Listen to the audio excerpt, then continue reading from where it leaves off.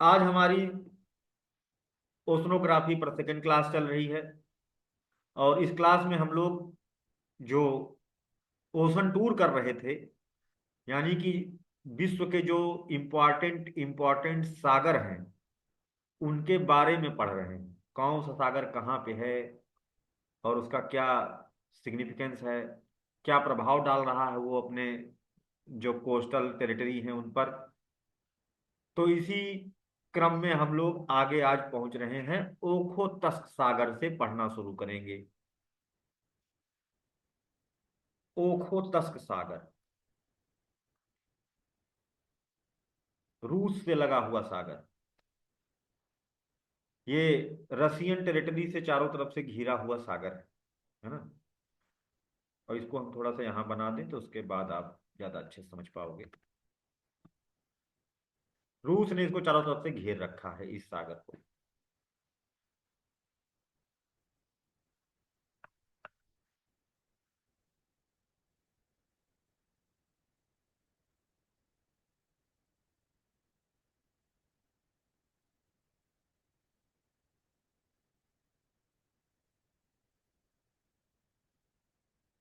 ये रूस का पूर्वी भाग है, ईस्टर्न पार्ट ऑफ रसिया, जो कि प्रशांत महासागर से लगा हुआ है। और यहाँ पर सखालिन द्वीप है, छोटा सा पतला सा सखालिन द्वीप है। लेकिन इस द्वीप में रूस ने बोर होल बनाया, बहुत गहरा खुदाई किया है। वहां से वो निकालता है ऑयल एंड गैस। यानी रसिया की इकोनॉमी पर इस इसका जो है बड़ा भूमिका है, इंपॉर्टेंट रोल है।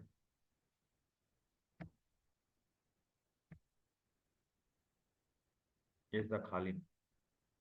और इधर कौन सा महासागर है? ये है प्रशांत महासागर, पैसिफिक ओशन। और थोड़ा सा टेरिटरी के बारे में जान ले, कहाँ कहाँ क्या है। छोटे छोटे द्वीप हैं। कोई बताएगा इन द्वीपों का क्या नाम है यहाँ पर? ये हो गया रूस, है ना। यहाँ मंगोलिया, चीन, है ना, मंचूरिया, ये सब है। और ये है रूस का कमचटखा प्रायद्वीप, जो कि पूरा पूरा पर्वतीय नगर है।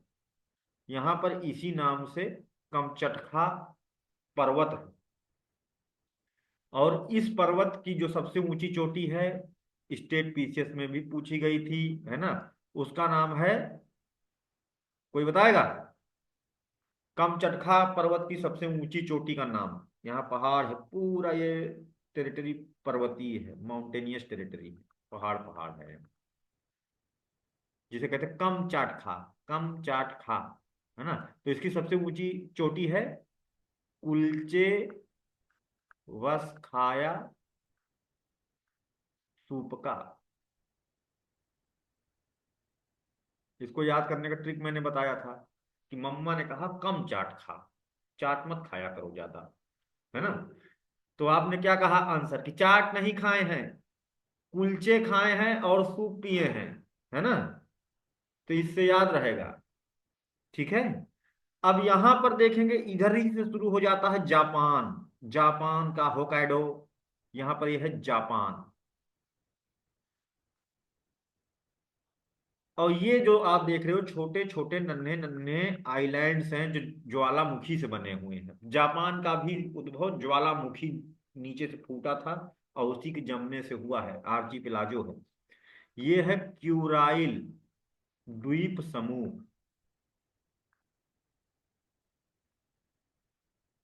कमचटका के नीचे क्यूराइल द्वीप समूह है। और यहाँ पर है सखालिन, जो कि रसिया की इकोनॉमी में बड़ा बूस्ट करता है। यहाँ पर तेल गैस और ऑयल का बहुत बड़ा रिजर्व है ना, जहां से रूस निकालता है, फिर इंडिया को भी बेचता है। और ये है जिसके बारे में हम बात कर रहे थे, ओखोतस्क सागर।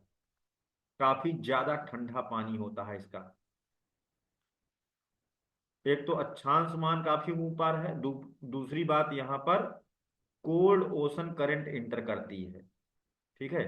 ठंडी महासागरीय धारा जो बर्फ की सिल्लियां ऊपर आर्कटिक से बर्फ की सिल्लियां बहा करके लेके आ रही है, और कमचटका को गोल गोल घूमते हुए जाकर के ओखोतस्क सागर में, है ना, बर्फ की सिल्लियां पहुंचाती है। परिवहन में थोड़ा व्यवधान उत्पन्न करती है यहाँ पर ये, है ना। इस ठंडी ओशन करंट का नाम है ओयासियो। ओयासियो थोड़ा अजीबो गरीब नाम है, लेकिन पेपर में पूछे जाते हैं तो हमको याद रखना पड़ेगा। बाकी आगे सारा ओशन करंट पढ़ाएंगे तो ये सब चीजें आपको फिर से रिपीट होंगी। तो ये ओयासियो की धारा है, ठंडी धारा है।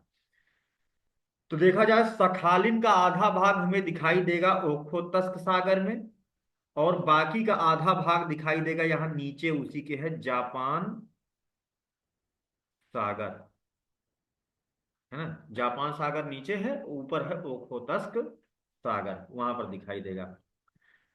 ये जापान ने इसके ऊपर अटैक करके रूस से सखालिन को छीन लिया था, है ना।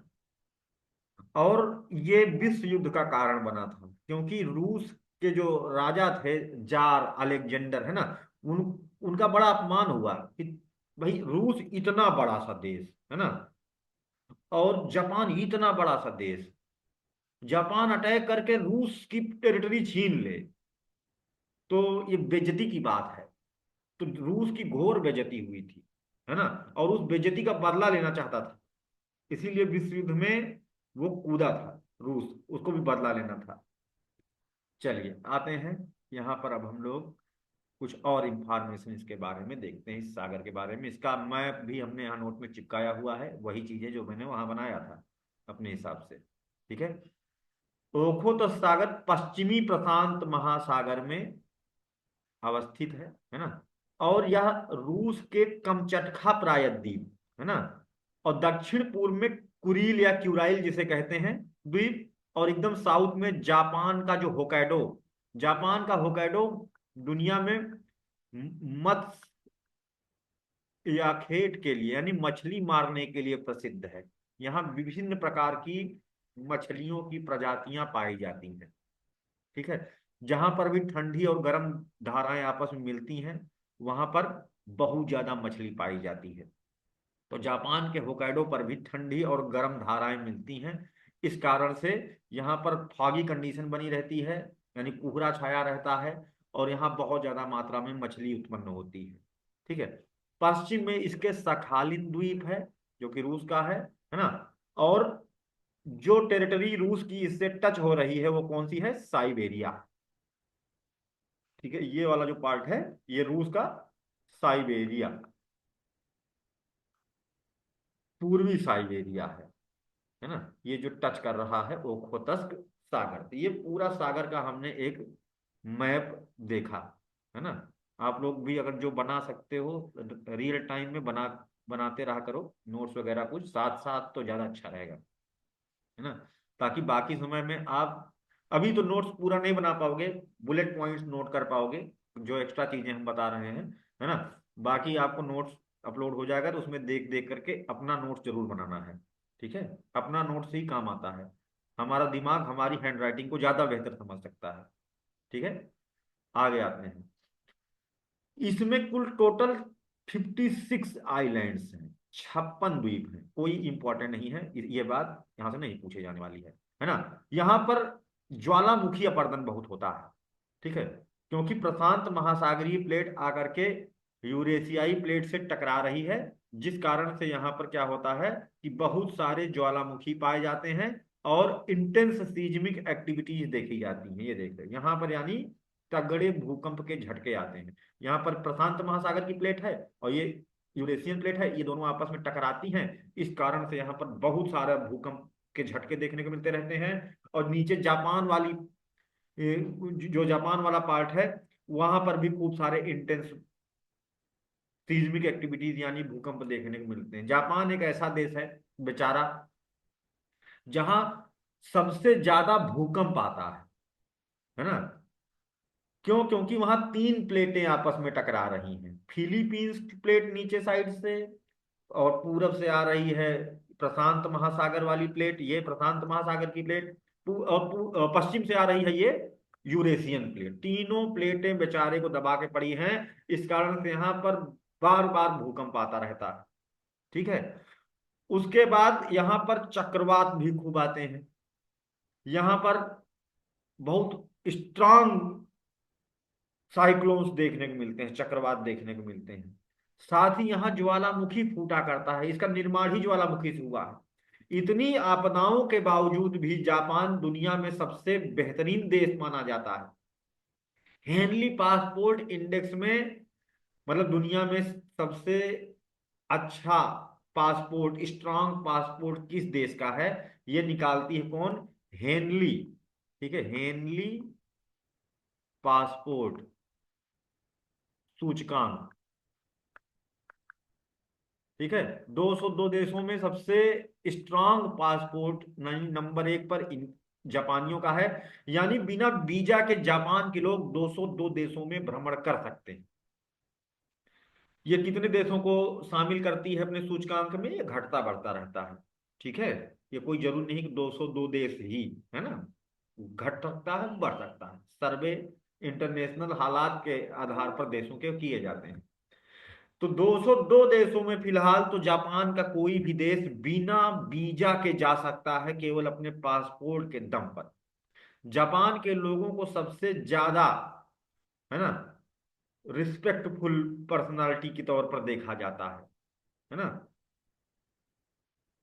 कभी ऐसा था कि ये लड़ा करते थे हर किसी से, आज ये बहुत अच्छे हो गए हैं। इनका पूरा फोकस अपने डेवलपमेंट पे रहता है। लोहा इसके पास नहीं है, भारत से सबसे ज्यादा लोहा ये खरीदने वाला देश जापान है। और उसी लोहे से ये ऑटोमोबाइल बनाता है। ऑटोमोबाइल इंडस्ट्री के लिए जापान बहुत आगे माना जाता है, और वहां से बना करके हम ही लोगों को बेचता है। ठीक है, आते हैं अब दूसरे सागर की तरफ। अगला है एड्रियाटिक सागर, है ना। एड्रियाटिक सागर की रानी किसे कहा जाता है, कोई बताएगा?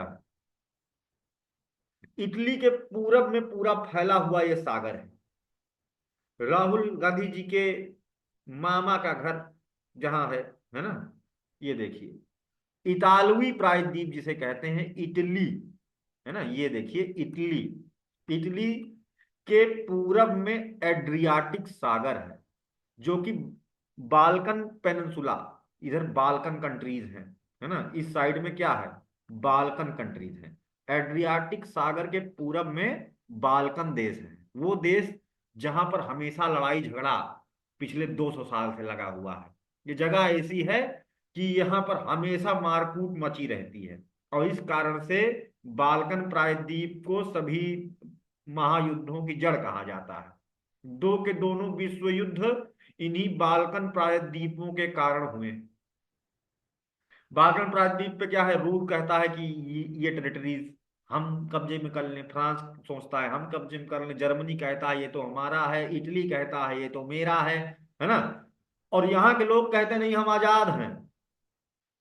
ठीक है, तो इसी कारण से यहाँ पर एक अनार सौ बीमार जैसी स्थिति बनी रहती है, और आपस में भिड़ंत होती रहती है, जो विश्व युद्ध में कन्वर्ट हो जाती है ना। और बाल्कन पेनिनसुला से ही एसोसिएटेड यूक्रेन पर रूस अभी भी अटैक किए पड़ा है, कह रहा है कि हमारा टेरिटरी है, झगड़ा आज भी चल रही है ना। ऐसा नहीं कि आज शांति है ना। स्लोवानिया, हंगरी, है ना, बोस्निया, ठीक है, और अल्बानिया, ग्रीस, है ना, ये जहां ग्रीक एम्पायर कभी राज करता था, है ना, ये सब बाल्कन प्रायद्वीप के अंतर्गत आने वाले पश्चिमी देश हैं। और यहां पर आप देख रहे हो एड्रियाटिक सागर, और इसकी एक छोटी सी खाड़ी है, वेनिस की खाड़ी, जो वेनिस से लगी हुई है ना। और वेनिस ये इटली का है ना, बहुत प्रमुख व्यापारिक केंद्र है। और ये इसलिए एड्रियाटिक सागर की रानी इसे कहा जाता है। बहुत ही खूबसूरत सा नगर है, और लोग वहां पर पहुंचते हैं, है ना। ट्रेड होती है, ट्रेड के लिए काफी ज्यादा विख्यात एरिया है।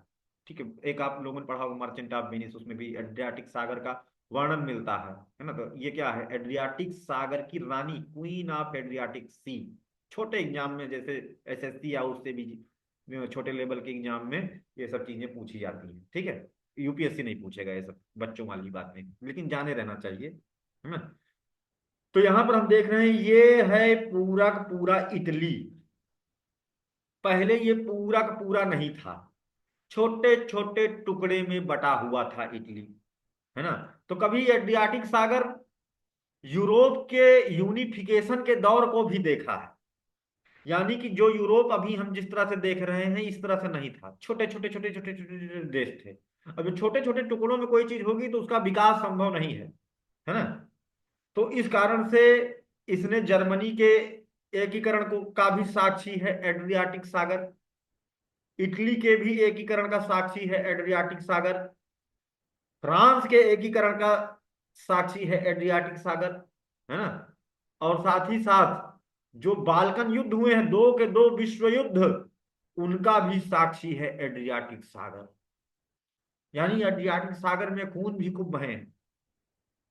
इटली छोटे छोटे टुकड़े में था, है ना, 13 टुकड़े, फिर 9 हुए, फिर छोटा ऐसे और कम हो गए, है ना, 3 टुकड़े बने, फिर एक टुकड़ा बना, बड़ा देश। तो इटली का एकीकरण, थोड़ा सा वर्ल्ड हिस्ट्री आगे जब पढ़ाया जाएगा तब तो पढ़ाया ही जाएगा, अभी से भी जाने रहो कि जो यूरोप का एकीकरण जो भी हमने शब्द लिया है, कुछ महान विभूतियों का इसमें कॉन्ट्रीब्यूशन रहा है। एकीकरण करना सबके बस की बात नहीं होती। भारत का भी एकीकरण हुआ है, पहले भारत भारत नहीं था, है ना। 600 के ऊपर रियासतें थी, छोटी छोटी छोटी जिले के बराबर, जो अपने आप को देश कहते थे। और भारत के एकीकरण में सबसे बड़ा कंट्रीब्यूशन किसका था, कौन बता सकता है। भारत का भी एकीकरण हुआ है। और किसने भारत के एकीकरण में इन सभी रियासतों को एक मंच पर ला करके जोड़ा और देश को एक भारत देश में रूपांतरित किया, नाम बताइए जरा। सरदार वल्लभ भाई पटेल। बहुत बढ़िया सपना, सरदार वल्लभ भाई पटेल जी। इस कारण से स्टेच्यू ऑफ यूनिटी, है ना, स्टेच्यू ऑफ यूनिटी, है ना, कहाँ स्थापित है। वो सबसे लोहा मांग करके, इकट्ठा करके, उसी को पिघला करके बनाया गया है। ये देश के हर राज्यों से लोहा मांग करके इकट्ठा किया गया था और उससे बनाया गया है, जो ये प्रतीक है इस बात का कि सरदार वल्लभ भाई पटेल जी ने, है ना, अपना योगदान दे। गुजरात में नर्मदा नदी के तट पर, है ना, वहीं बगल में एक बांध भी है, कोई बताए, सरदार सरोवर डैम। सरदार सरोवर बांध के निकट पूरा एक विलेज को हटा करके वहां पर एक विशाल प्रतिमा स्थापित की गई है सरदार वल्लभ भाई पटेल की, विश्व की सबसे ऊंची प्रतिमा, है ना, सरदार वल्लभ भाई पटेल की, जो कि अपने में गौरवान्वित करने वाली बात है, उनका कंट्रीब्यूशन जाता है। ठीक है। यहां पर इटली का एकीकरण किसने किया था, दो लोगों को इसका काउंट क्रेडिट। काउंट का रूल और रेगुलेशन। मजीनी, बहुत अच्छा, मजीनी और गैरी बाल्डी ने इटली का एकीकरण किया था। मजीनी और गैरी बाल्डी, ये दो लोग थे जिन्होंने इटली का एकीकरण किया था। और जर्मनी का एकीकरण का किसको श्रेय जाता है, बिस्मार्क। बिस्मार्क, बहुत ही बुद्धिमान व्यक्ति, है ना। अगर हम बिस्मार्क को जब हम पढ़ेंगे तब पढ़ेंगे, अगर बिस्मार्क कैसे काम करता था वो अगर जानना हो, तो अभी जो वर्तमान में अमित शाह जी हैं, इनका बुद्धि मैं देखता हूं, इनके काम करने का स्टाइल जो मैं देखता हूं, वो मुझे बिस्मार्क से बहुत मैच करता हुआ दिखता है। काफी मैचिंग है अमित शाह और बिस्मार्क में, है ना। चलिए, और फ्रांस का एकीकरण किसने किया था, नेपोलियन। नेपोलियन ने। Napoleon Bonaparte. नेपोलियन। इटली के दूसरे तरफ हम देख रहे हैं टिरेनियन सागर है, यानी इटली दो सागरों से, दो सागर नहीं तो और भी सागर हैं। यहाँ पर आयोनियन सागर है जो ग्रीस से लगा हुआ है, ये बहुत कम इंपॉर्टेंट सागर है। आयोनियन सागर इटली के दक्षिण में है ना। टिरेनियन सागर ये इटली के पश्चिम में है, और एड्रियाटिक सागर इटली के पूरब में है। तो इटली मुख्य रूप से इन 3 सागरों से घिरा हुआ है। और ये किसका पार्ट है, ये विशाल भूमध्य सागर का भाग है, टिरेनियन सागर भूमध्य सागर, उसी से एसोसिएटेड है, मेडिटेरेनियन सी से। ठीक है। इनके अतिरिक्त इटली के यहाँ पे कौन कौन से देश हैं कनेक्टेड, मैप में ऑलरेडी लगा हुआ है। है ना, एड्रियाटिक सागर भूमध्य सागर का एक हिस्सा है जो इटली के पूर्वी तट और स्लोवेनिया, ये देख रहे हैं हम लोग, स्लोवेनिया, स्लोवेनिया से लेकर दक्षिण में क्रोशिया, मॉन्टेनेग्रो, ये देखो है ना, ये मॉन्टेनेग्रो है ना, क्रोशिया है, तो इनसे लगा हुआ है। एड्रियाटिक तट वाले देश पूछा जाए, आर्टिक सागर से लगता है, इस तरह से क्वेश्चन स्टेट पीसीएस और यूपीएससी दोनों बनाता है, और इन जगहों से इस तरह से क्वेश्चन ज्यादा बनते हैं, उधर वालों में नहीं बनते हैं। यहाँ वाले जो सागर हैं जो बता रहा हूं, है ना, उनमें इस तरह से क्वेश्चन ज्यादा बनते हैं। तो आपको याद रखना है ना, अल्बानिया, बोस्निया, हर्जगोविना, क्रोशिया, है ना, ये सब बाल्कन देश हैं, है ना, मॉन्टेनेग्रो और स्लोवेनिया, ये सब बाल्कन देश हैं। एकमात्र नॉन बाल्कन इटली, है ना, जो गोला है सब बाल्कन है इस साइड में, और इस साइड में, दूसरी साइड में इटली। तो एक दो तीन चार पांच छह सात देशों से घिरा है। तो एड्रियाटिक सागर कितने देशों से, कौन कौन से देशों से, ये आपको याद रखना होगा। ठीक है, Albania, Bosnia, Herzegovina, Croatia, Italy, Montenegro, Slovenia, है ना, ऐसे मंत्र की तरह से याद कर लो कि एड्रियाटिक सागर से कौन कौन सा देश जुड़ा हुआ है। डायरेक्ट क्वेश्चन अगर उठेगा तो इस तरह से यहां से उठेगा। आगे बढ़ते हैं।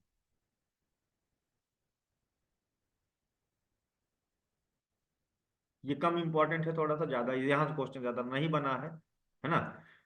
डेलमेचियन समुद्र छोटा सा है, वहीं पर एड्रियाटिक सागर के पास ही, है ना। डेलमेचियन क्रोशिया के चार ऐतिहासिक क्षेत्रों में से एक है, ठीक है, साथ ही क्रोशिया, स्लोवेनिया और इथ्रिया भी है ना। ये देखिए एड्रियाटिक सागर से लगा हुआ है ये, ठीक है, पूरब में, एड्रियाटिक सागर के ईस्ट में है ये। आ जाते हैं, दिखाते हैं आपको, ये देखिए एड्रियाटिक सागर है, आप कह लो कि इसी का बच्चा भी है, ये जुड़ा हुआ छोटा सा सागर है। आप ये भी कह सकते हो कि सर जो है जब एड्रियाटिक सागर ही है तो इसको छोटा सा कुछ नाम देने की क्या जरूरत है, क्योंकि एड्रियाटिक सागर बहुत बड़ा है अगर देखा जाए, और ये सब वो देश हैं जहां पर हमेशा ट्रेड वगैरह होती रहती है, तो इस कारण से रीजनल टेरिटोरियल वाटर को एक सेपरेट नाम देना पड़ जाता है ना। एड्रियाटिक सागर यहाँ से वहां तक है, अब किसी को जाना है, क्या कहते हैं, यहाँ ज्यादा जाना है मान लो, तो डलमेशियन सागर उसको बता दिया जाएगा तो वो आसानी से इस साइड में आ जाएगा, है ना। एड्रियाटिक सागर तो इधर भी है, इधर भी है, तो कंफ्यूजन नहीं होती इससे, इसलिए रीजनल टेरिटोरियल वाटर को हम एक अलग नाम दे देते हैं। तो आप जानो ये ज्यादा इंपॉर्टेंट नहीं है डलमेशियन, है ना। आ जाते हैं नीचे, ये सबसे ज्यादा इंपॉर्टेंट, और यहां से क्वेश्चन आ रहा है। मैंने पिछली बार भी कहा था, पिछली पिछली बार भी कहा था, और दोनों बार यहां से क्वेश्चन आया था, और इस साल भी यहां से क्वेश्चन आ रहा है। ब्लैक सी एक ऐसा सागर कि इसी 4-5 मिनट जितनी देर मैं ब्लैक सी पर डिस्कस करूंगा, इतनी देर में तुम एक क्वेश्चन अपना सही कर ले जा रहे हो, यानी कि 25,000 लोगों को तुम 5 मिनट में बिना एग्जाम दिए अभी पीछे छोड़ दोगे। यूपीएससी में तैयारी करने में यही सबसे बड़ा सीक्रेट होता है कि कहाँ से क्वेश्चन आता है, कहाँ से क्वेश्चन आ सकता है, उन जगहों पर ज्यादा फोकस करना होता है, और फर्जी बातों को इग्नोर करना होता है। जो इंपॉर्टेंट नहीं है उनको रट्टा मारने की जरूरत नहीं है, उनको ऐसे थोड़ा समझ लो, निकल लो। जो ज्यादा इंपॉर्टेंट है उन्हें फोकस करना है, और ये वो इतना ज्यादा इंपॉर्टेंट है कि यहाँ तो क्वेश्चन आ रहा है ना। जब पेपर देने जाओगे तुमको यहाँ क्वेश्चन मिलेगा, फिर से मिलेगा। उसका कारण यह है कि यहां पर आज भी युद्ध चल रहा है। कल भी मैंने डिस्कस किया था कि काला सागर का नाम काला क्यों है, इसकी करतूतें काली हैं, इसकी किस्मत, इसके कर्म काले हैं, है ना। बहुत ही काला किस्मत का सागर है यहाँ, है ना, कि जिसके किस्मत में सिर्फ युद्ध युद्ध ही लिखा हुआ है। यहां पर देखिए, और काला सागर से थोड़ा सा ऊपर ये वाला सागर भी आप ध्यान में रखना, ये भी बहुत ज्यादा इंपॉर्टेंट है। काला सागर के उत्तर में अवस्थित है एक छोटका सा सागर जिसका नाम है एजोव सागर, एजोव सागर, ये क्यों इतना ज्यादा इंपॉर्टेंट हो गया है? काला सागर का छोटा बच्चा कह लो इसे, है ना। और यहां पर काला सागर में आकर के एक बहुत इंपॉर्टेंट नदी भी गिर रही है। दो नदियां हैं, ये बहुत इंपॉर्टेंट है नदियां भी। एक है कौन सी, डेनब्रो, और ये डेन्यूब, है ना। ये दो नदियां, काला सागर धीरे धीरे भट रहा है नदियों के कारण। ये दो प्रमुख नदियां हैं जो इसमें आकर के गिर रही, यूरोप से आने वाली नदियां हैं। रोमानिया बुल्गारिया के बीच सीमा बनाने वाली नदी कौन सी है, पेपर में पूछा गया था। पेपर पूछा गया था कौन सी नदी है जो रोमानिया और बुल्गारिया के बीच सीमा बनाती है, तो डेन्यूब। अभी जो ज्यादा पूछा जाने की वो है कि रसिया को सेपरेट कर रही है ये, है ना, डेन्प्रो रिवर, है ना। यूक्रेन है रसिया, लेकिन रसिया ने अब काफी टेरिटरी एक्वायर कर लिया है, कैप्चर कर लिया है यूक्रेन की, है ना। अभी सीन थोड़ा चेंज हो चुका है। और रूस यूक्रेन से युद्ध के लिए, कब्जा करने के लिए सबसे पहले इसने एजोव सागर पर कब्जा किया था। एजोव सागर पर कब्जा करके वहां पर इसने अपनी पनडुब्बियां स्थापित कर दी। आज भी वहां पर अपनी दादागिरी बनाए हुए है ये, है ना। और वहीं से मिसाइलें छोड़ता। रूस बेचारे के साथ एक दिक्कत यह है कि उसके पास स्थल खंड तो बहुत है, लेकिन समुद्र नहीं है। इस साइड में भूमध्य सागर की तरफ जाने के लिए उसके पास कोई रास्ता नहीं है। तो इस कारण से इधर एक बड़ी सी घास भूमि है, यूरोप की घास भूमि है। इस घास भूमि का नाम है स्टेपी, याद रखना, स्टेपी घास भूमि। और इस घास भूमि को पार करेंगे, है ना। ये घास भूमि यूक्रेन तक फैली हुई है, स्टेपी घास भूमि, है ना। इधर पूरा इधर यहाँ तक फैली हुई है ना। बड़ी सी दुनिया की सबसे बड़ी घास भूमि है ये, है ना। स्टेपीज, चरवाहों की दुनिया जिसे कहा जाता है ना। बहुत बड़ा एरिया है ये। स्टेपी घास भूमि के नाम से विख्यात है, शीतोष्ण कटिबंधीय घास भूमि है, जिसे यूक्रेन में किस नाम से जाना जाता है, चेरनोजिम। ये बात 3 बार पूछी गई है पेपर में।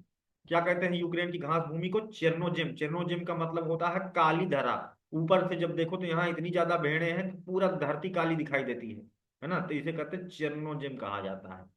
और उसको घास भूमि को पार करके रूस अगर एजोव सागर पर कब्जा कर लेता है तो उसको रास्ता मिल जाएगा ब्लैक सागर, इस्तांबुल स्ट्रेट है यहाँ पर, उससे इसको एगियन सागर, और इस तरह से वो नीचे चला जाएगा भूमध्य सागर, तो उसका सागर की तरफ का रास्ता भी खुल जाएगा। दूसरा, एजोव सागर पर कब्जा करने से वो अपनी गुंडई भी दिखा सकता है। किसको किसको, है ना, मेनली यूक्रेन को, है ना, और यूरोपीय देशों को अपनी ताकत दिखा सकता है। इसलिए एजोव सागर पर इसने, रसिया ने इस समय भी कब्जा कर रखा है यहां से, इसलिए भी क्वेश्चन बन सकता है। उसी से लगा हुआ है आपका काला सागर। ये एक तरफ एशिया है और दूसरी तरफ यूरोप है ना। इन दोनों को भी अलग करने वाला सागर है काला सागर। इधर इस साइड में कौन है, एशिया है, और दूसरी साइड में इधर कौन है, यूरोप है। आगे बढ़ते हैं।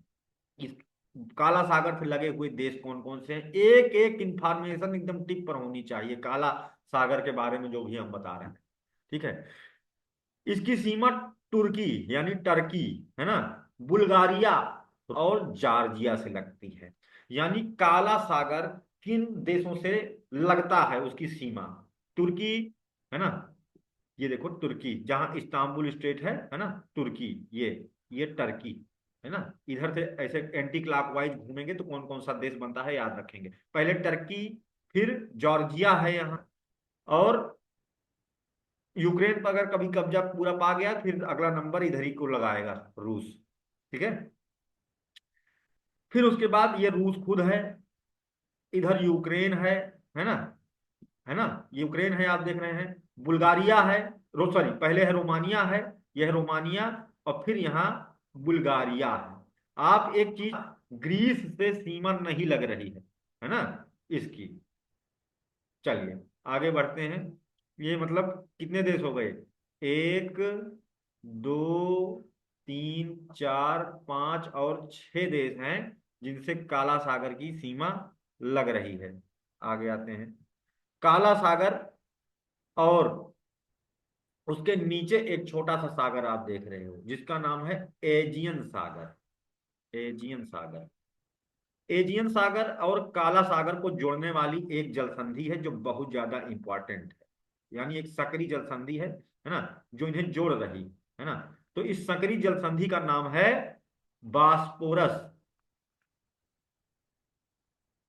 बास्पोरस जल संधि है जो काला सागर को एजियन सागर से जोड़ती है, और ये संसार की सबसे सकरी, विश्व की सबसे सकरी, narrowest strait of the world है। विश्व की सबसे सकरी जलसंधि है, 800 मील चौड़ी है केवल, बस ये।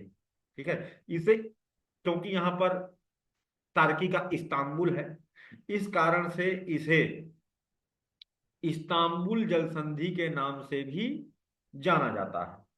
सॉरी, एजियन से नहीं कनेक्ट करती है, मरमरा सागर, बीच में एक छोटा सागर और है। मैं इसको अलग से यहां बना देता हूं तो ज्यादा क्लियर हो जाएगा, क्योंकि यहां से क्वेश्चन अक्सर उठता है। इसको मैं यहां पर अपने हिसाब से जूम करके बनाऊंगा, है ना।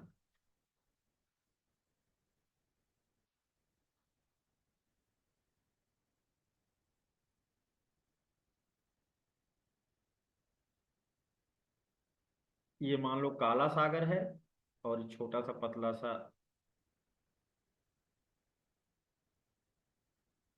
ऐसे।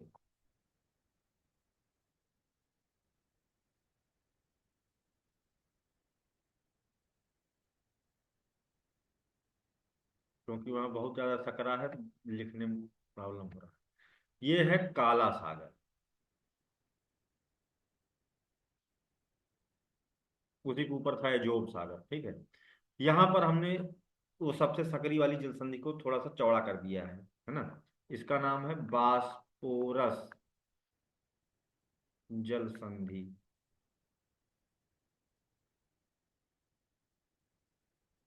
इसका नाम है मरमरा सागर, यानी काला सागर के नीचे है मरमरा सागर। लोग यहाँ मरमरा जा रहे हैं ना, मरमरा सागर। तो काला सागर और मरमरा सागर को जोड़ती है बास्पोरस जल संधि। फिर नीचे आप आ जाओ तो ये है अगला सागर, कौन सा? एजियन सागर। और एजियन सागर को मरमरा सागर से कनेक्ट करती है इस जल संधि को भी, याद रखना ये भी इंपॉर्टेंट है। और ये जल संधि भी एशिया को यूरोप से अलग करती है। इधर है यूरोप और इधर है एशिया, है ना। इन दोनों को अलग कर रही है। इसका नाम है डार्डेनलीज जल संधि।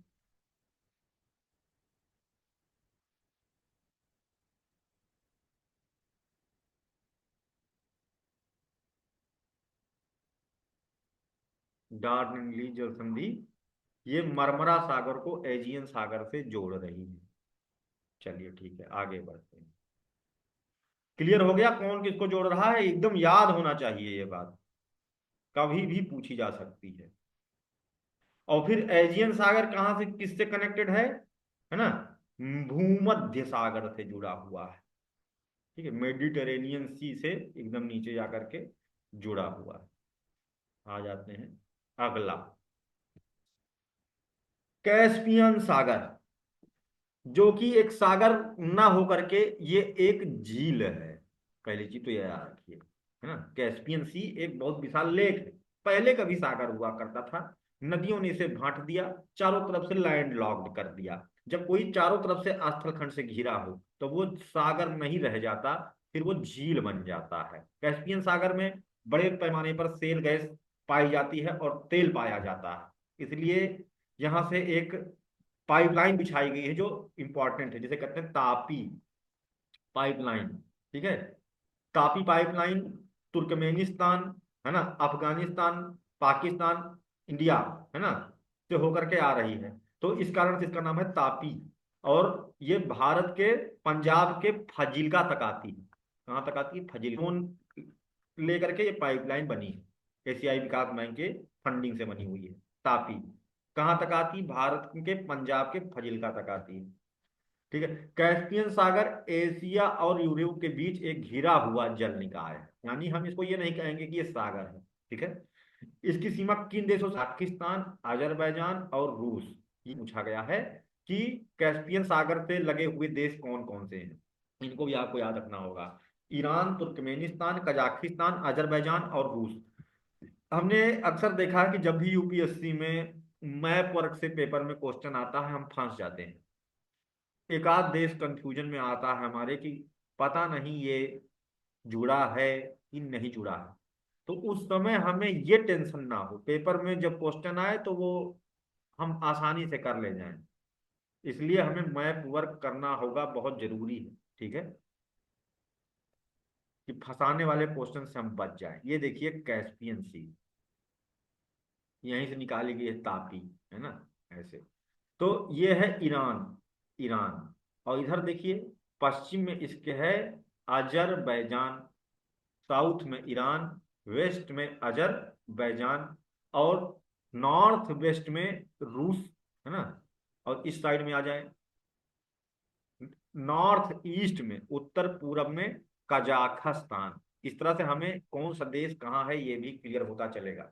ये क्लास एक बार में आपके दिमाग में नहीं बैठेगी मान लो, तो कम से कम 5 से 6 बार रिकॉर्डिंग देखेंगे और सुनेंगे, तब सारी डिटेल आपके दिमाग में बैठ पाएगी। एक बार में नहीं याद होगी ये, पहले बता दे रहा हूँ। हाँ, दूसरी क्लासेस हैं जो नॉन मैप वर्क क्लासेस होंगी, वो एक बार में बैठ सकती हैं, क्योंकि इसमें रटने वाली चीजें भी हैं। केवल समझना ही नहीं है इसमें कुछ ज्यादा, इसमें रटना ज्यादा है, दिमाग में पूरा मैप बैठाना है। वो एक बार में नहीं आएगा। आपको कम से कम सेल्फ प्रैक्टिस 5 से 6 बार करनी पड़ेगी, पूरा पूरा एक एक सागर बना के अगल बगल का देश बनाना होगा। तब जा करके आपका मैप वर्क के क्वेश्चन पर कमांड आ जाएगा। और कौन सा देश कहाँ है, फिर जब किसी देश का नाम लिया जाएगा, है ना, तब आप आज के 3 महीने बाद आंख बंद करो तो आपको दिखे कि हाँ इसके बगल में ये सागर है, इसके बगल में घास भूमि। किसी भी जगह का नाम लिया जाए तो आपको सब कुछ दिखने लगना चाहिए कि वहाँ अच्छा ये नदी जा रही है, ये घास भूमि है, उसके बगल में ये है, ऐसे ऐसे। तब तुम बनोगे विनर के बीसी के, है ना। चलिए आगे आते हैं। नीचे साइड में फिर कजाकिस्तान के बाद तुर्कमेनिस्तान है ना, जो कि पूरब में है कैस्पियन सागर के। तापी पाइपलाइन की शुरुआत इसी तुर्कमेनिस्तान, सॉरी हाँ ठीक है सही जा रही, तुर्कमेनिस्तान से होकर के आगे जाती है। ठीक है, अगली बात, धीरे धीरे कैस्पियन सागर घट जा रहा है। उसका कारण है कि रूस ने अपनी कुछ नदियों को कैस्पियन सागर की तरफ डाइवर्ट किया है ना, नहर और बना करके रास्ता। और इस कारण से बहुत सारा रेत, है ना, रेत गाद आ करके कैस्पियन सागर में गिर रही। तो कैस्पियन सागर बड़ी तेजी से, और इधर तुर्कमेनिस्तान की तरफ भी मरुस्थल है ना, कजाकिस्तान में भी मरुस्थल है। तो वहां से भी जो रेत और धूल उड़ करके आती है कैस्पियन सागर में गिरती है। और इस कारण से बेचारा कैस्पियन सागर धीरे धीरे सिकुड़ता जा रहा है। और एक समय ऐसा आएगा कि खत्म हो जाएगा, लेकिन बहुत लंबा समय लगेगा अभी भी इसमें। ये एक चिंता का विषय लेकिन है, क्योंकि मरीन बायोडायवर्सिटी जो है वो खतरे में है, जीव जंतु पानी के रहने वाले वो खतरे में है। सबका सरदार भूमध्य सागर। ठीक है, अगला नंबर भूमध्य सागर।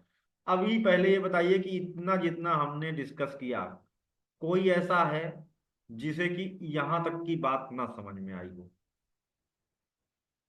बिल्कुल भी ना समझ में आई। चलिए अब आते हैं हम लोग भूमध्य सागर, जो कि विश्व के सबसे पहले सागर का साक्ष्य है। कौन सा सागर? टेथिस सागर का साक्ष्य है। टेथिस सागर दुनिया का सबसे पहला सागर था, और जहां पर भूमध्य सागर है वहीं पर वो टेथिस सागर हुआ करता था। इसके बारे में हमने पीछे चर्चा भी किया था, मैं फिर से एक बार बता दे रहा हूं, है ना। Teeth about the Tethys sea.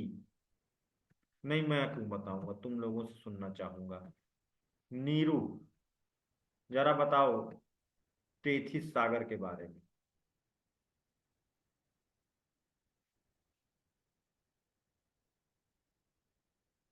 क्यों नीरू, निशा, सपना, तुम बताओ।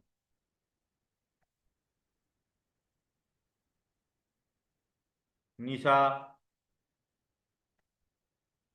ये सर जो फ्लोरेंसिया था और गोंडवाना द्वीप था उनके बीच में स्थित था सर।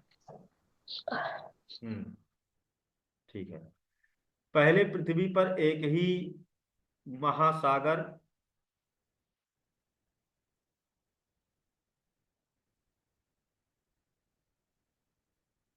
है ना, एक ही महासागर और एक ही म- महाद्वीप हुआ करता था। ठीक है, एक ही महासागर था और एक ही महाद्वीप था। ये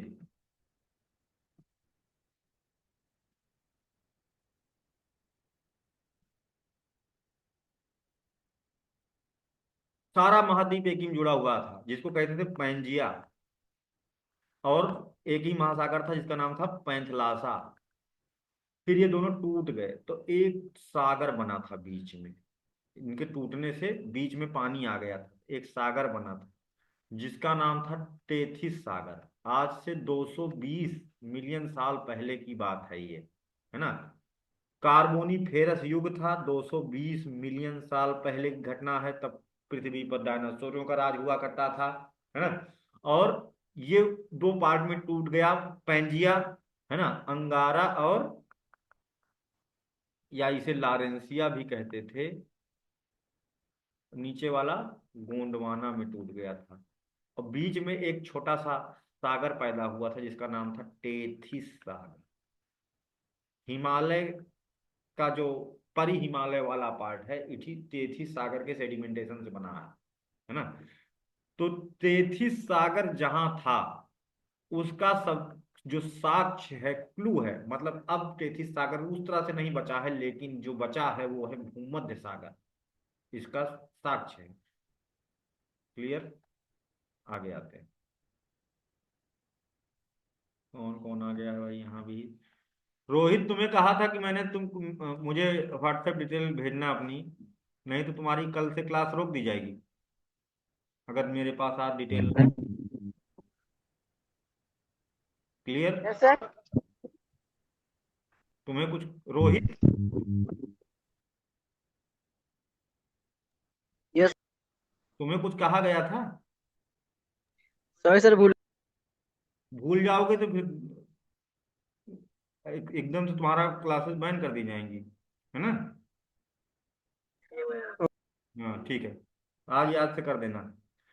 चलिए ठीक है, तो आगे हम लोग बात करते हैं कि यहाँ पर पैंजिया और पैंथलासा क्या था। ये हमने पिछली क्लास में देखा था, उसको आप पिछली क्लास में समझेंगे। आगे हम लोग आते हैं इधर अपनी स्लाइड की तरफ, है ना। यहाँ पर हम देख रहे हैं कि बड़ा सा एक भूमध्य सागर, ये देखिए मेडिटेरेनियन सी, एक ऐसा सागर जिसके नाम पर एक जलवायु क्षेत्र है। Very very most important. 3 साल में 2 बार यहां से क्वेश्चंस आए हैं। ठीक है। इस जलवायु का नाम है भूमध्य सागरीय प्रकार की जलवायु। ये देखिए भूमध्य सागरीय प्रकार की जलवायु, ये पूरा जो पार्ट देख रहे हो, मेडिटेरेनियन सी से जुड़ा हुआ जो क्षेत्र है, जो टेरिटरी है ना, फ्रांस, इटली, जर्मनी, है ना, ग्रीस, माल्टा, है ना, ये सब भूमध्य सागरीय प्रकार की जलवायु के अंतर्गत आते हैं। भूमध्य सागरीय जलवायु मतलब जो भूमध्य सागर से लगे हुए टेरिटरी है, इसके नाम पे जलवायु क्षेत्र है। भूमध्य सागरीय जलवायु को खट्टे फलों की दुनिया कहा जाता है। ठीक है, खट्टे फलों की दुनिया। दुनिया का 1/3 फल यहां से जाता है, जिसमें सबसे ज्यादा अंगूर का उत्पादन करने वाला टेरिटरी यही है, ग्रेप्स प्रोडक्शन। और उनसे जो भी अंगूर बनते हैं उनसे उनका 90% शराब बनाई जाती है। इटली और फ्रांस की, जर्मनी की शराब दुनिया की सबसे महंगी शराब है ना। ब्लेंडिंग की जाती है यहाँ, ब्लेंडिंग की जाती है, 200-300 साल तक शराब को रखा जाता है जिससे पुरानी हो जाती है, और उसकी कीमत करोड़ों में पहुंचती है फिर, है ना। एक एक बोतल की कीमत, बहुत महंगी शराब होती है ना। मीठी शराब का बनाने का एकमात्र क्षेत्र यही है जहां से स्वीट वाइन बनती है ना।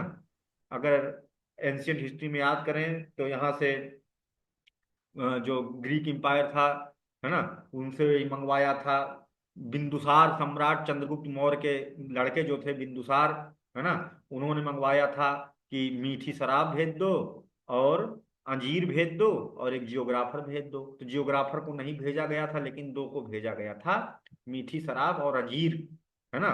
ये सम्राट बिंदुसार को भेज दी गई थी, है ना।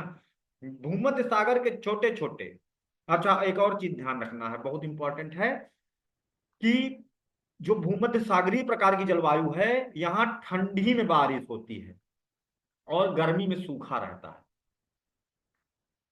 ठीक है, rain fall in winter because of shifting of pressure belt. बाकी हम जलवायु विज्ञान ओशनोग्राफी की बात पढ़ेंगे तो उसमें एडवांस क्लाइमेटोलॉजी पढ़ेंगे, और उसमें हम डिटेल में एक एक क्लाइमेट की चीर फाड़ करेंगे बहुत बेहतरीन तरीके से। फिर तो हमारा विश्व भ्रमण होगा, है ना, तब वहां पर हम देखेंगे। अभी हमें पानी में देखना है, फिर हम स्थल खंड पर देखेंगे, है ना। तो यहाँ पर भूमध्य सागर के छोटे छोटे बच्चे हैं, ठीक है। कितने बच्चे हैं? 8 बच्चे। पूछा जाए कि भूमध्य सागर के कुल कितने संतानें हैं, तो 8 बच्चे हैं इसके, है ना। और यहां पर हम देखना शुरू करते हैं कौन कौन। ठीक है, अल्बोरान सागर एकदम पूरब में है, ठीक है। अल्बोरान सागर है जो एकदम पूरब, सॉरी पश्चिम में है, एकदम पश्चिम में अल्बोरान सागर है, जिसके ऊपर स्पेन और मोरक्को है। और यहाँ पर एक जल संधि है, यानी इधर इस साइड में अटलांटिक महासागर है ये पूरा, और इस साइड में भूमध्य सागर है। भूमध्य सागर के लिए जलमार्ग है। इस जल संधि का नाम बहुत ज्यादा इंपॉर्टेंट है। कौन बताएगा? कोई है जो बता सके कि अटलांटिक जिब्राल्टर। महासागर को भूमध्य सागर, हाँ, स्ट्रेट ऑफ जिब्राल्टर, बहुत बढ़िया आर्यन, इसका नाम है जिब्राल्टर जल संधि। याद रखना, जिब्राल्टर जल संधि भूमध्य सागर को उत्तरी अटलांटिक महासागर से जोड़ती है, और साथ ही स्पेन को मोरक्को से अलग करती है। स्पेन को मोरक्को से अलग करती है, रट्टा रहना चाहिए ये बात, ठीक है। आगे बढ़ते हैं। इधर आप देख रहे हो अल्ब अल्बरान सागर के बाद इसका दूसरा बच्चा, है ना, क्लॉकवाइज जब घूमा जाए तो बेलेरिक सागर, फिर लिंगुरियन सागर, है ना, फ्रांस से लगा हुआ है। लिंगुरियन सागर स्पेन से लगा हुआ है, स्पेन और फ्रांस दोनों से लगा हुआ है बेलेरिक सागर। फिर इटली से लगा हुआ टिरेनियन सागर, है ना। और फिर इटली के साउथ में और ग्रीस से लगा हुआ आयोनियन सागर। उसके ऊपर हम भी थोड़ी देर पहले हम लोग इसको जूम करके पढ़े थे, एड्रियाटिक सागर। कितने बच्चे हो गए? 1 2 3 4 5 6, ठीक है। फिर इधर आ जाइए, क्रेट सागर, ठीक है, क्रेट सागर टर्की और ग्रीस से लगा हुआ क्रेट सागर, ठीक है। और इधर उसके ऊपर एजियन सागर, एजियन सागर, है ना, कमरा सागर भी कह सकते हो, है ना, वो बीच में है। ब्लैक सागर का बच्चा मानना हो तो ब्लैक सागर मान लो, इसका मानना तो इसका मान लो, चाहे इसका मान लो, है ना। तो एजियन सागर तक अभी हम इसको मानेंगे टेरिटरी, ठीक है। तो ये इतने बच्चे इसके आपके देखने को मिलते हैं।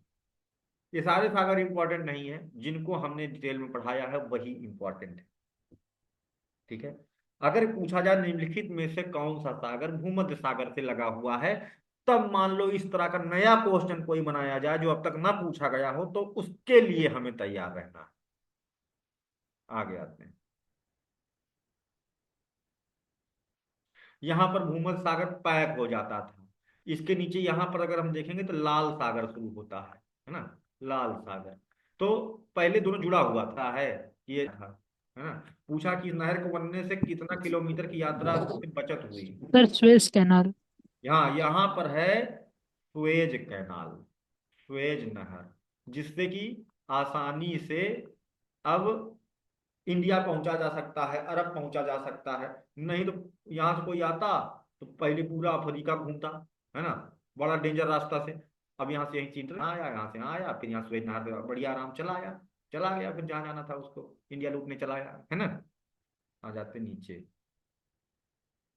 अगला वेरी वेरी मोस्ट इंपॉर्टेंट, ठीक है, 5 बार क्वेश्चन यहां से आया है, ठीक है। यूपी पीसीएस, ठीक है, Bihar PCS, MP PCS, UPSC, तीन, मतलब सब जगह लगभग लगभग अगर देखोगे तो 1 आध बार ये 5-6 साल में पूछा ही गया है, इतना इंपॉर्टेंट है। क्यों? ये अटलांटिक महासागर में है, सारगैसो सागर, और दुनिया का एकमात्र ऐसा सागर है जो कि स्थल खंड से नहीं घिरा हुआ है। ठीक है, यानी ये स्थल खंड से नहीं घिरा हुआ है, ये बात दिमाग में याद रखना है। अपितु समुद्री धाराओं से घिरा हुआ है।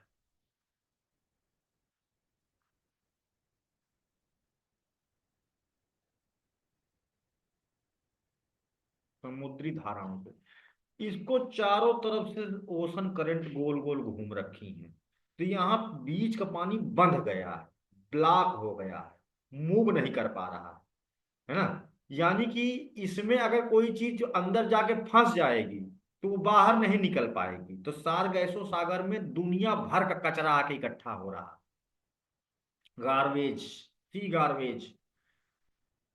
इधर देखिए मैप इसका, ये है, ये है उत्तर अमेरिका महाद्वीप, ये साउथ अमेरिका, अफ्रीका, और ये यूरोप है ना। ये है उत्तरी अटलांटिक महासागर।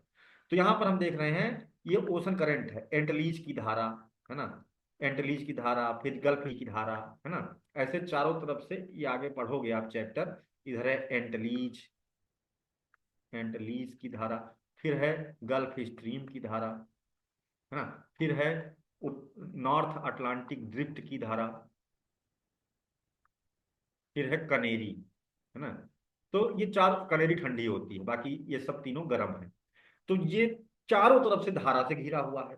अब मान लो किसी ने प्लास्टिक की बोतल यहाँ फेंक दिया, बीच पे आया था, अपना खाया पिया मौज किया, फिर वहीं बोतल फेंक दी, है ना। अब वो बोतल तैरते हुए समुद्री धाराओं से गोल गोल घूमते हुए यहाँ अंदर पहुंच गई। अब यहाँ अंदर पहुंच गई तो वो यहाँ से नहीं निकलने वाली, अब यहीं फांसी रहेगी। यहाँ दुनिया भर का कचरा इकट्ठा हो रहा है, क्योंकि एक तो विकसित देश से घिरा हुआ है, अमेरिका लगा हुआ, कनाडा, सब का कचरा यहीं, उधर यूरोप का कचरा यहीं पहुंच जा रहा है, गार्बेज इकट्ठा होता जा रहा है। और यहाँ पर एक विशेष प्रकार की, है ना, एक विशेष जगह, यहाँ पर स्थल खंड से घिरा हुआ है, लेकिन यहाँ कोई स्थल खंड नहीं है। यहाँ पर चारों तरफ से ओशन करंट गोल गोल गोल गोल गोल घूम रही, उसी चक्र जायर के बीच में फंसा हुआ है। यहाँ विशेष प्रकार की एक एल्गी पाई जाती है, यानी समुद्र में जंगल है यहाँ, है ना। अब्राहम लिंकन पहली बार इसको देखे, वहां से गुजर रहे थे, उन्होंने देखा कि समुद्र के बीच में फलता फूलता जंगल, ये कैसे? उनको आश्चर्य हुआ कि समुद्र के बीच में इतना बड़ा जंगल कैसे है ना। तो एक पुर्तगाली भाषा का नाम दिया गया है। यहाँ पर एक विशेष प्रकार की वनस्पति पाई जाती है जिसका नाम है सारगैसम। किस भाषा का शब्द है? तो आपको याद रखना, पुर्तगाली, सारगैसम पुर्तगाली भाषा का शब्द है। और यहाँ पर सारगैसम प्रकार की एल्गी, शैवाल पाया जाता है, जिसके कारण मोटी सी लेयर बन गई है, और उसी लेयर के ऊपर और भी पेड़ पौधे वनस्पतियां उगाई हैं, है ना। इसका एक वीडियो भेजूंगा, वहां का ओरिजिनल सारगैसम, सागर के बीच में जंगल कैसे बसा हुआ है, पानी के ऊपर जंगल, है ना। और जो या इसमें गया तो फंस जाने की संभावना बहुत ज्यादा होती है। फिलहाल तो अभी संकट ये है कि यहाँ पर बहुत कचरा इकट्ठा हो जा रहा है, जो कचरा यहाँ पहुंचा अमर हो जाएगा। तो ये एक बड़ी टेंशन की बात है। सारगैसम घास की वजह से इसका नाम सारगैसो सागर है, जो कि पुर्तगाली भाषा का शब्द है। और इसी से लगा हुआ है एक छोटा सा द्वीप इसी में, जो कि हमेशा, है ना, रहस्यमयी कहानी का है। एक छोटा सा द्वीप है जो तिकोना सा है ना, और उसका नाम बरमुडा ट्रायंगल है। ये एक ऐसा रहस्य है कि इसके ऊपर से कोई भी जहाज या कोई चीज गुजरती है तो वो कहीं गायब हो जाती है, कहाँ चली जाती है इसका कुछ पता नहीं, है ना।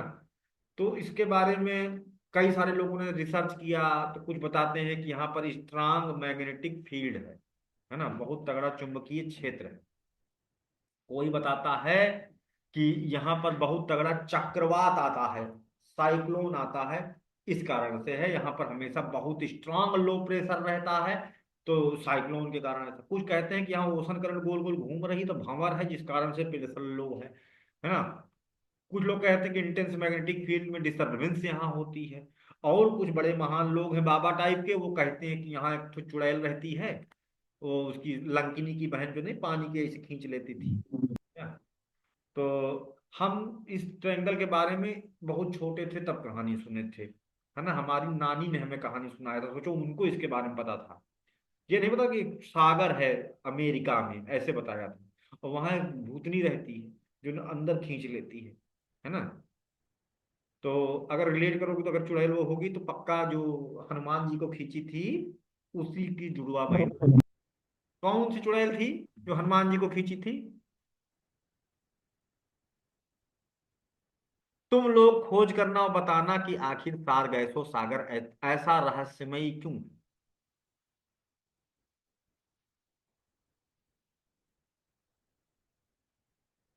पल्लवी, तुम्हें पता है? हनुमान जी जब लंका जा रहे थे तो उनको एक चुड़ैल ने खींच लिया था ऐसे, परछाई पकड़ करके। जी।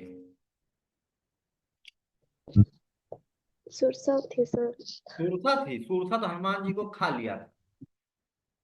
सुरसा नहीं थी, सुरसा तो बड़ा सा मुंह बनाई थी तो हनुमान जी और बड़ा मुंह बनाते थे, फिर वो और बड़ा बन जाती थी, है ना। जस जस सुरसा बदन बढ़ावा तास दून कपि रूप दिखावा, है ना। 64, 16 जोजन मुख तव भयउ, तुरंत पवन सुत 32 भयउ। वो 16 बना रही तो 32 हो रहे हैं, है ना। यहां पर दूसरी कहानी है, नाम लंकिनी एक निश्चरी, तो का चाले सम्मोह निंदरी, है ना। मतलब वो, उसका नाम था लंकिनी। लंका की रक्षा का काम उसे दिया गया था रावण के द्वारा, है ना। मतलब कि ये लंका की रडार थी, रडार, है ना। डिफेंस मैकेनिज्म था। लंका में कोई आएगा तो उसको खींच लेती थी, डिटेक्ट करती थी, खींच लेती थी। ठीक है, सेल्फ डिफेंस था लंका का ये मिसाइल। तो उसको हनुमान जी ने एक एक घूंसा मारा, उसके मुंह से खून निकल आया। फिर उसको रियलाइज हुआ कोनो ताकतवर आदमी है, इससे भिड़ना नहीं है। अब लंका के अंत का समय आ गया। ठीक है, खैर कहानियों में नहीं जाते हैं। आपको ये चीज याद रहे। थोड़ा सा मैथोलॉजी से भी कनेक्ट रहा करो, आजकल मैथोलॉजी से रिलेटेड क्वेश्चन भी पूछे जाते हैं। हमारी सरकार चाहती है कि हम लोग धर्म कर्म भी थोड़ा सा जाने, इसीलिए ऐसे ऐसे क्वेश्चन बना रहे हैं। जैसे यूपीपीसीएस में क्वेश्चन क्या पूछा गया था कि निम्नलिखित में से कौन, यूपीपीसीएस में मतलब पीसीएस में ये क्वेश्चन पूछा जा रहा है कि निम्नलिखित में से कौन सा देवता त्रिशूल रखता है। यूपीपीसीएस पूछा क्वेश्चन, सोचो, है ना। और उसमें भी सबसे बड़ा बात कि लोग गलत करके आता आया। कुछ बच्चा को बताया कि अरे सर जानते हैं, उसने जो है शंकर नहीं होगा इसका उत्तर। लोग सब शंकर लगा के आए हैं। उन्होंने कहा तुम क्या लगाए हो, कहे हनुमान। ओके, बहुत अच्छा। कहे सर इतना आसान थोड़ी पूछ सकता है, एक बार हनुमान जी ने भी त्रिशूल प्रकट किया था, है ना। ज्यादा जानकारी, कब ज्यादा दिमाग लगा के कभी कभी हम फंस जाते हैं, है ना। चलिए, नेक्स्ट। नेक्स्ट, सारगैसो सागर के उत्तर, सॉरी, सारगैसो सागर के दक्षिण पश्चिम में, एकदम ठीक नीचे, यानी सारगैसो सागर से ना, इसका नाम है कैरेबियन सागर। ये कैरेबियन सागर के पश्चिम में ये है मैक्सिको की खाड़ी, मैक्सिको की खाड़ी। ठीक है, और ये है मैक्सिको, और इधर सारगैसो सागर है, ये उत्तरी अटलांटिक महासागर है। और इसके दक्षिण में है साउथ अमेरिका महाद्वीप, ये दक्षिण अमेरिका। ये है पनामा, जो दोनों को जोड़ रहा है। पनामा नहर बनी है यहाँ, तोड़ दिया गया है सुएज नहर की तरह। यहाँ भी पनामा अस्थमस था भूसंधि, उसे तोड़ के नहर बना दी गई, जिससे कि आसानी से यहाँ से ऐसे चले जाओ, है ना। ये है सारगैसो के नीचे, सॉरी, ये है कैरेबियन सागर। इसके नाम पर पूरा एक मूवी सीरीज बना था, तुम में से कोई देखा था, पायरेट्स ऑफ कैरेबियन। बात सच है कि यहाँ डकैत बहुत पाए जाते हैं और बड़े आइडियलिस्टिक डकैत पाए जाते हैं। ऐसे डकैत जो रात में लोगों को लूटते हैं, है ना। और ये डकैत हमेशा अपना एक आंख बंद रखते हैं, हमेशा दिन में, क्योंकि रात में जब उसे खोलते हैं तो उनको रात में भी देखने का अनुभव, उनको कम लाइट में भी तब दिखता है। तो बच्चे पैदा होते हैं तो उनकी एक आंख दिन में बंद रखते हैं, ताकि वो रात के अंधियारे में भी स्पष्ट देख सकें, है ना। इन डकैतों के बड़े अपने वसूल होते हैं, नियम कानून वाले। ये डकैत आज भी पाए जाते हैं, ऐसा नहीं है कि नहीं पाए जाते, आज भी वहां पर चिंता का विषय बने हुए हैं लुटेरे, है ना। लेकिन ये उस तरह का नहीं जैसे मूवी में दिखाया गया है, जादू तंत्र मंत्र शक्ति ये सब नहीं, है ना। हाँ, लेकिन लुटेरे हैं, गरीबी बहुत है ना यहाँ, क्या ही करेंगे वहां के लोग, है ना। तो यहाँ पर एक द्वीप समूह है जिसका नाम है, इसी के नाम पर है, कैरेबियन द्वीप समूह। ठीक है। कैरेबियन द्वीप समूह में छोटे छोटे छोटे छोटे द्वीप द्वीप हैं, जैसे Cuba, Jamaica, बहमास, West Indies, Hispaniola, ये सब छोटे छोटे यहाँ पर हैं। जैसे क्यूबा, क्यूबा क्यों विख्यात है भाई, यहाँ पर है, इसी का पार्ट है क्यूबा। क्यूबा किस चीज के लिए विख्यात है, क्यूबा में क्या है जो प्रोडक्शन अच्छा होता है, किस चीज का? चीनी चीनी। कटोरा। चीनी। हाँ, क्यूबा कहते हैं चीनी का कटोरा, शुगर बॉल, है ना। तो क्यूबा में दो चीज बड़े अच्छे पैमाने पर होती है। एक है क्यूबन टोबैको, है ना, तंबाकू, गांजा। गांजा तो अपने यहाँ का है, मतलब दूसरी तरह का होता है, अफीम वफीम जिसे कहते हो, है ना, वो सब चीजें, है ना, वहाँ उगती हैं। प्लस चीनी वहाँ बनाई जाती है ज्यादा, शुगर केन यानी काफी। ठीक है, क्यूबा में। जमैका, यहाँ से यूसैन बोल्ट एक बहुत बड़े धावक हैं, उन्होंने पूरे देश को दुनिया के सामने लेके आया, है ना। और ये बहमास है ना, क्लॉथिंग इंडस्ट्री के लिए बहमास से बहुत महंगे महंगे कपड़े, लेदर की जैकेट और ये सब चीजें बनती हैं, है ना। फुटवियर इंडस्ट्रीज बहमास की पूरी दुनिया में फेमस है, मतलब जूता, है ना, डिजाइनर बड़े महंगे महंगे जूते बहमास में बनाए जाते हैं, कंपनियां। ठीक है। आते हैं अब नीचे, ये कैरेबियन सागर के बारे में बात करें। हाँ, यहाँ पर इसको याद रखना, एंगुइला। एंगुइला कैरेबियन सागर में है। यह पूर्वी कैरेबियन सागर में एक द्वीप, यानी कि इंपॉर्टेंट ट्रेड सेंटर है एंगुइला। ठीक है। इसको इसलिए इंपॉर्टेंस दी गई है क्योंकि कैरेबियन सागर पर पहले स्पेन का कब्जा था, फिर जब अमेरिका आजाद हुआ, है ना, तो अमेरिका किससे आजाद हुआ था, ब्रिटेन से, तो ब्रिटेन का कब्जा अमेरिका पर भी हो गया था लास्ट मोमेंट में, और कैरेबियन सागर पर भी कब्जा हो गया था। फिर क्या हुआ था कि अमेरिका जब आजाद हुआ तो धीरे धीरे उसने कैरेबियन सागर के द्वीपों पर भी अपनी दावेदारी थोपी। लेकिन ये जो एंगुइला है, द्वीप है, इस पर वो अमेरिका अपनी दावेदारी बताता है और ब्रिटेन अपनी दावेदारी बनाता है। यहाँ पर एंगुइला में लगभग विदेशी लोग आज भी रह रहे हैं, जो वहां पर काम करते थे वही हैं। तो इन दोनों के बीच में तनातनी रहती है, इसलिए एंगुइला थोड़ा सा विख्यात है। ये कैस्पियन, सॉरी, कैरेबियन सागर का जूम्ड मैप है। ठीक है। ये मैक्सिको की खाड़ी, है ना, मैक्सिको, होनरूस, निकारागुआ, ये सब देश हैं जो कैरेबियन सागर से लगे हुए हैं। ये देखिए, ये ये ऊपर वाला जो मैप था उसी को बड़ा कर दिया है, ताकि क्लियरली हम इनको देख और समझ सकें। तो कैरेबियन सागर के पश्चिम में मैक्सिको, होनरूस, निकारागुआ, पनामा अवस्थित है।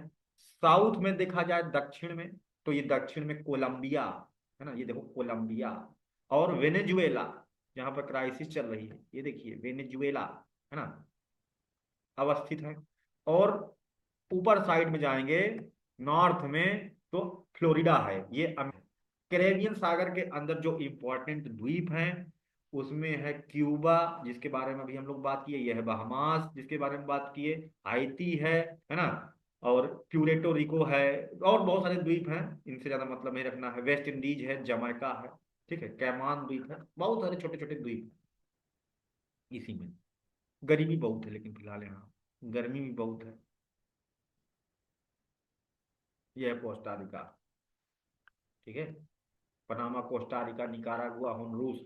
इसको आपको सीक्वेंस लगाने के लिए एक बार पेपर में आया था, पेपर में लगाने के लिए आया था कि आप, है ना, इनको सबको दे दिया गया था, इनको नॉर्थ टू साउथ अरेंज करना था।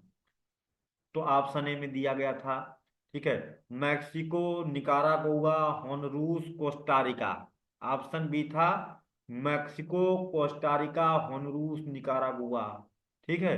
फिर ऑप्शन सी था होनरूस, मैक्सिको, निकारागुआ, कोस्टारिका। ठीक है। Mexico, Honduras, Nicaragua, Costa Rica. ऐसा क्वेश्चन बनाता है ना। हम पोथी पढ़ पढ़ के मर जाते हैं, किसी किताब में इस तरह की चीजें बताई नहीं गई होती, फिर पेपर में हाय राम ये क्या पूछा है, हम तो पढ़ के रट के गए थे कुछ और, है ना। तो आपको तैयार रहना होगा। ओखल में सर्दी है तो मुसलों से क्या डरना, है ना। साउथ में देखिए दो, दो ठो कोलंबिया और वेनेजुएला, तेल वाले देश हैं जिनका तेल निकाल दिया है ट्रम्प ने। इनका तेल कोई खरीद ही नहीं रहा, है ना। वेनेजुएला एक ऐसा देश जहां पर तेल भरवाने पर ये 1.5 बोलीवर पर लीटर तुमको पैसा देता था, है ना। यानी कि अगर तुम वहां वेनेजुएला में तेल भरवाते हो तो तुमको वो पैसा देता था, तेल भरवाई तभी, है ना। लोग कोई काम नहीं करते थे क्योंकि उनके जमीन के नीचे तेल था। तो उन्होंने सरकार को पट्टे पे दे रखा था, वेनेजुएला की सरकार को, और सरकार उनको बहुत पैसा देती थी किराया। जैसे मान लो तुम्हारे 10 बीघा खेत है, तुम्हें कुछ काम करने की जरूरत नहीं, खेत नहीं, जमीन है, और तो मरुस्थलीय एरिया लगभग, है ना। तो वो सरकार तुम्हारे जमीन से तेल निकालती रहेगी और तुम्हें पैसा भर भर के देती रहेगी। तुम्हें कुछ नहीं करना, है ना, मस्त घूमना है। तेल अगर तुमने मान लो गाड़ी में भरवाने चले गए तो वो तुमको और पैसा देगी। 10 लीटर तेल भरवाए और लोग 20 रुपया हम दे रहे हैं, तुमको पैसा ही नहीं लेगी। ऐसी थी वेनेजुएला। और ट्रम्प कार्ड खेल गए, अमेरिका के चक्कर में फंस गया, और वेनेजुएला बर्बाद हो गया है आज। वेनेजुएला क्राइसिस लगभग 86,000% की जो है मुद्रास्फीति का शिकार है बेचारा। यानी कि यहाँ पर तुम्हें एक पिज्जा खाना हो तो 10 करोड़ रुपया लेके जाना होगा। 10 करोड़ बोलीवर, यहाँ की करेंसी बोलीवर। यहाँ के पैसे की कीमत खत्म हो चुकी है, समझ लो। क्यों? क्योंकि पूरा पूरा ये तेल पर निर्भर रहे। अब इनका तेल खरीदने वाला कोई नहीं बचा, तो बेचारे की मार्केट गिर गई, बेचारे की इकोनॉमी खत्म हो गई, है ना। अब लोगों के पास पैसा तो है पर रिसोर्सेज नहीं, ऐसी हालत हो गई। पैसे की वैल्यू बहुत डाउन हो गई। इस इस पर चर्चा आपके अर्थशास्त्र वाले सर करेंगे या किए होंगे। वेनेजुएला क्राइसिस बहुत इंपॉर्टेंट मुद्दा है, ज्योग्राफी का मैटर नहीं है, तो अभी हम इस पर ज्यादा बात नहीं करेंगे। ठीक है, चलते हैं आगे। वहीं बगल में जो थी मैक्सिको की खाड़ी, ये ये है मैक्सिको की खाड़ी। आते हैं इसका विशीर भाव प्रश्न करते हैं। ये है गल्फ ऑफ मैक्सिको।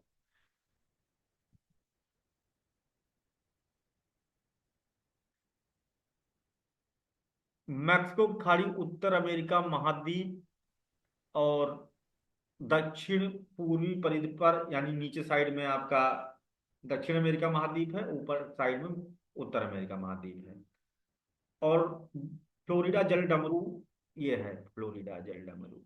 फ्लोरिडा में कोरल रीफ पाए जाते हैं। क्यूबा है जिसके बारे में हम लोग पढ़े थे, ये है फ्लोरिडा, यहाँ कोरल रीफ खूब पाए जाते हैं। बीच में है फ्लोरिडा जल संधि।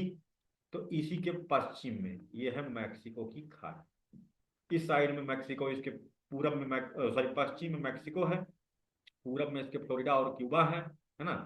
और यहीं पर ट्रॉपिक ऑफ कैंसर आपको जाते हुए दिख रही है, कर्क रेखा मैक्सिको की खाड़ी से होकर के जाते हुए आपको दिख रही होगी। ठीक है, आगे देखते हैं।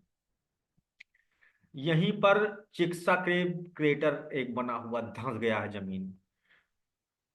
एक बहुत बड़ा चिकित्सक वो आया था, कॉमेट, और वो धरती से आके टकराया था, जिससे कि डायनासोर मर गए थे। डायनासोर पृथ्वी पर थे लगभग 2-3 करोड़ साल तक, केवल पृथ्वी पर डायनासोरों का राज रहा करता था। फिर वो आया, यहीं पर टकराया, मैक्सिको खाड़ी में चेक्सा के क्रेटर एक बना हुआ है, वहीं पर धंसा। और उसके कारण से पृथ्वी से डायनासोरों का अंत हो गया था। इतना तेज भूकंप आया था, सुनामी आई थी, हवा में आग फैल गई थी। इतना तेज आवाज थी कि वो आवाज ही जानलेवा थी। तो हर तरह से डिजास्टर हुआ था, मौत बरसी थी आसमान से, आप ये कह सकते हो, जिस कारण एक विशाल गड्ढा बना जिसमें पानी भर गया, है ना। एक क्रेटर के नाम से कहते हैं, वो कॉमेट के द्वारा बनाया गया क्रेटर है। कुछ लोग कहते हैं वो कॉमेट नहीं था, एस्टेरॉइड था। एस्टेरॉइड इतना बड़ा डिजास्टर नहीं करता है, ठीक है। आगे आते हैं नीचे। यानी कि ये देखिए, मैक्सिको की खाड़ी जो है ये कैरेबियन सागर से जुड़ी हुई है। तो की खाड़ी को कैरेबियन सागर से कौन जोड़ता है ना। तो यहाँ पर है यूकाटन चैनल, फ्रीक्वेंटली पूछा गया है।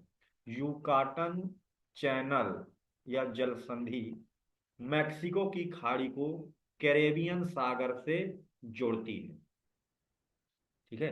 मैक्सिको की खाड़ी से लगे हुए जो एरिया हैं, वहां पर भी इसके नाम पर एक विशेष प्रकार की मानसूनी जलवायु है ना, जिसे कहते हैं खाड़ी प्रकार की जलवायु।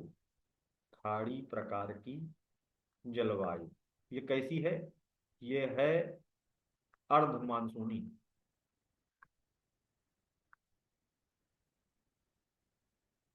अर्ध मानसूनी यानी फुल मानसूनी क्या होता है कि मानसून जैसे भारत में आता है फिर जाता है ना।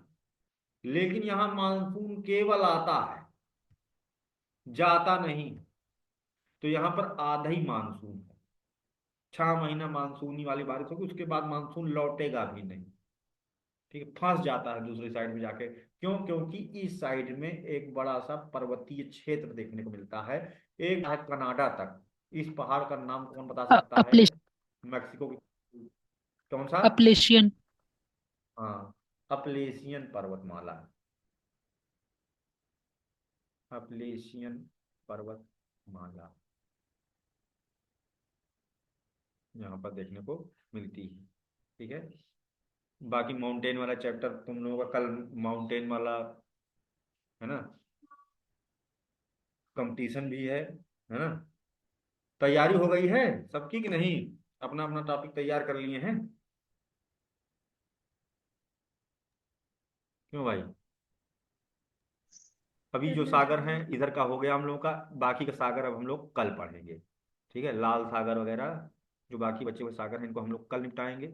और कल क्या मतलब, जो नेक्स्ट क्लास में हम लोग का सागर का भ्रमण कंप्लीट होगा, ठीक है। आज हम लोग यहाँ तक पढ़ेंगे। अब किसी को कोई डाउट हो तो पूछ सकता है, जहाँ तक पढ़ाया गया है अगर उसमें से किसी को कहीं कुछ पूछना हो तो पूछ सकता है। रोहित, नीरू, सपना, मनीष, पल्लवी। क्यों पल्लवी जी, कुछ समझ में आया क्लास? अगर कुछ पूछना हो तो पूछ लीजिए।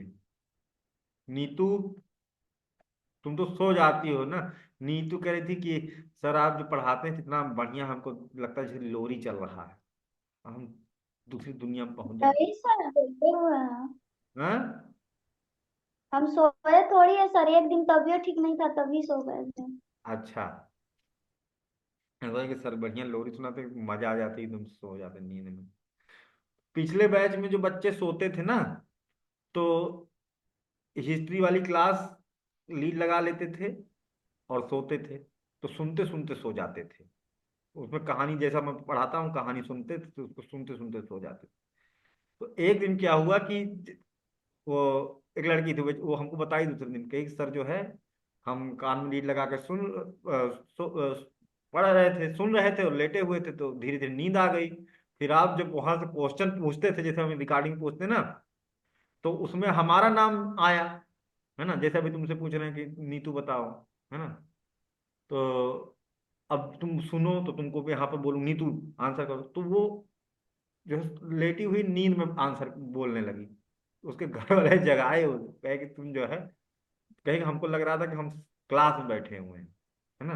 तो ये भी एक फायदा होता है, जब तुम्हारा नाम यहाँ हो तुम्हारा अटैचमेंट रहता है, फिर जब तुम उस क्लास को सुनते हो तो तुमको वो ज्यादा बेहतर से समझ में आती है। ठीक है, तो क्लासेस को रात में भजन की तरह सुनो। ठीक है, इसमें तो देखना पड़ता है तो इसको नहीं सुन सकते हो। हिस्ट्री की क्लासेस आप अपनी क्या कहते हैं नाइट हीलिंग म्यूजिक के तौर पर इस्तेमाल कर सकते हैं। ठीक है, नेक्स्ट क्लास अब होगी मंडे को। कल है रोल प्ले, है ना। रोल प्ले है, देखते हैं कौन क्या करता है। सभी लोग माउंटेन्स कल सर इकट्ठा होंगे। सर ऑफलाइन क्यों जाएंगे कि बस ऑनलाइन? कोई ऑफलाइन का बच्चा नहीं है ना, यस सर। ऑनलाइन। ठीक है, लोग पढ़ते लिखते नहीं गधेड़े हैं। चलिए ठीक है, ऑनलाइन वाले बच्चे मेरे होनहार बच्चे हैं, है ना। मिलते हैं कल। जय हिंद जय भारत।